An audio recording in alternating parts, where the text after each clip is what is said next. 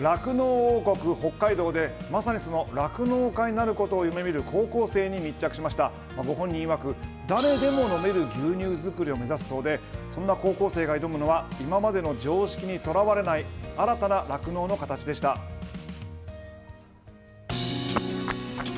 目標は遥か遠く、まだ見えないかもしれない。でもいつの日か必ず。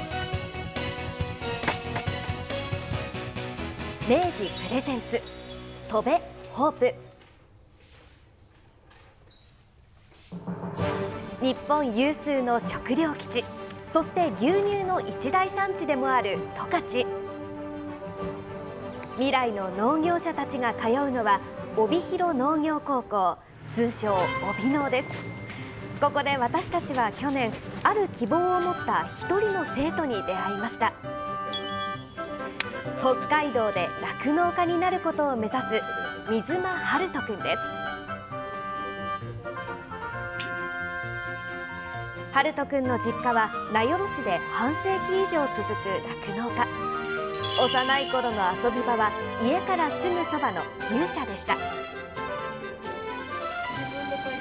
牧場で働くご両親の姿は牛と共に育った春人くんにも大きな影響を与えました。牛飼い屋さんかな。6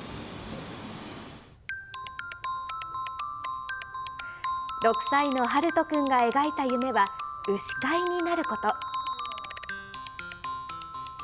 酪農家になりたかったから、ちゃんとやり始めるなら早めの方がいいかなみたいな。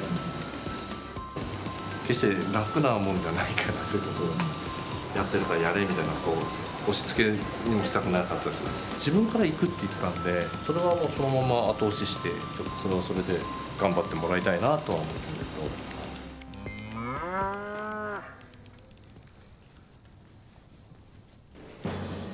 けど。現在帯農で飼育されている乳牛はおよそ50頭ほど。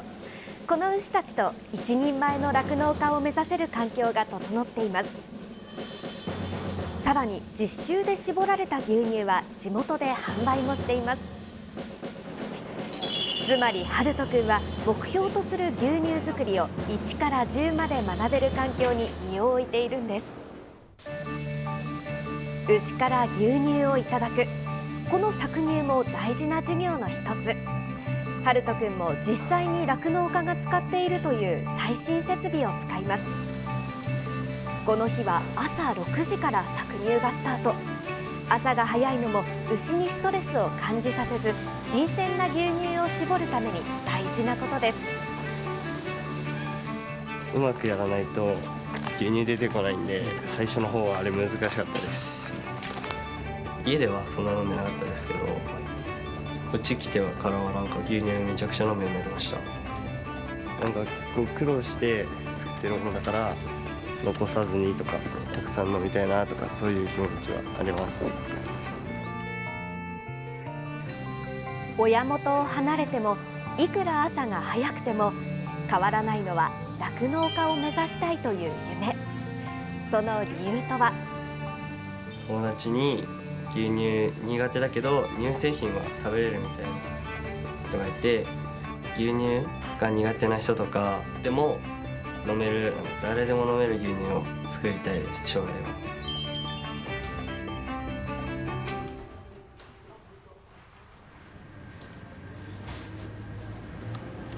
出会いから1年が経った今年の春、2年生になった春人くん、表情も心なしか大人になりました。ひ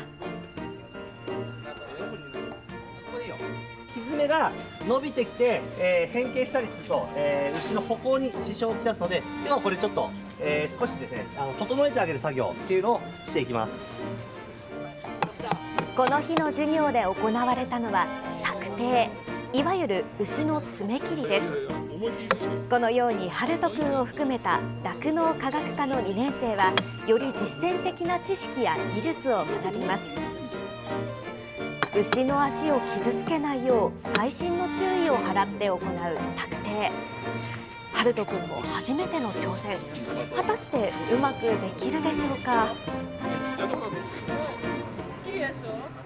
ま難しいな。そうそれ。いやそれで薄くつけて大丈夫。あー痛かった。大丈夫です。人間の爪切りみたいに挟んで切るものだと思ってました。帯の牛すごいね、厚っこいので策定とか搾乳とか全部含めて実習してると結構楽しいです。帯農で着実に一人の酪農家へと成長を続けている春人くん。授業や実習で知識が増えていくにつれ、これまで掲げてきた目標にも変化が起きたといいます。前言ってた誰でも飲める牛乳を作りたいっていう目標が結構具体的になりました。 A2 ミルクっていうお腹壊しにくい牛乳を作りたい。 A2 ミルクとは人が消化しやすくお腹に優しいと言われる牛乳。十勝で作られている A2 ミルクは海外のグルメショーに出品されるなど今話題になっているんです。遺伝子的な問題なんですけど A1 と A2 っていうのがあって、そっちの方の研究を自分なりにできたらいいなと思っています。しかし酪農業界を取り巻く環境は厳しい状況に。慢性的な後継者不足、そして離農者の増加で去年初めて国内の酪農家が1万戸を割りました。その原因の一つは牛の飼料価格の高騰です。世界規模の値上がりによってこれまでの2倍ほどの値段に跳ね上がりました。厳しい環境で理想の酪農を目指す生徒たち。自分たちで考え放牧にチャレンジすることを決めました。両方使うっていう兼用地みたいな形のものもあるので、水道引っ張れるわけで水の引っ張る方法も考えなきゃいけないでしょ、当然。近いところは蛇口から何メーターですやっぱ雲現在北海道で主流とされているのは搾乳量の多い牛舎での飼育です。これに対し放牧は搾乳量が少ないため敬遠されてきましたが、餌を必要としない形式が現在の飼料高騰にあたり注目を集めているんです。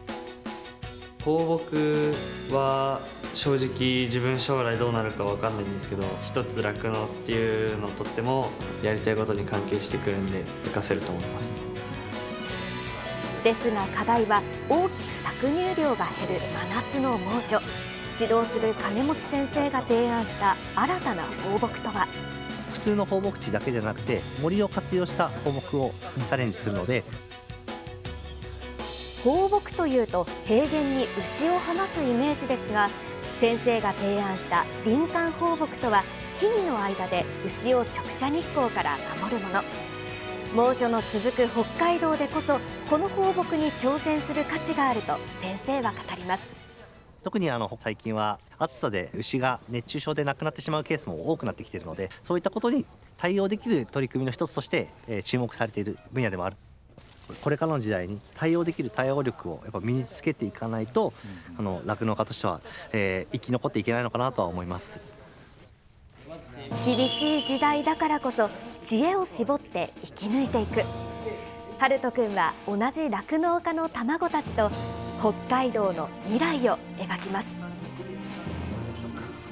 自分と同じような志を持った人たちと一緒に活動できるっていうのはなんかすごい貴重だと思うし、別に自分がやりたいことだけに特化して学ぶんじゃなくて、いろんな知識つけといたら将来多分絶対に役に立たないものはないと思うので、なんかすごいいい経験だと思います。北海道の酪農家に、そして誰でも飲める牛乳を。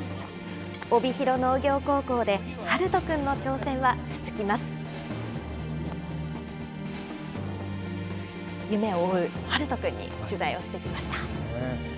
子供の頃は酪農家になりたいっていう夢だったんですけど、経験とか勉強を積んでいくうちにおいて酪農家になってからじゃあどんな牛乳を作りたいのかっていうのに非常に目標が絞り込まれてきてますよね。そうですね。そしてそれがいいところだけではなくて厳しいっていうことも分かった上でこれだけ変わらないって本当に頼もしい存在だなと思いますね。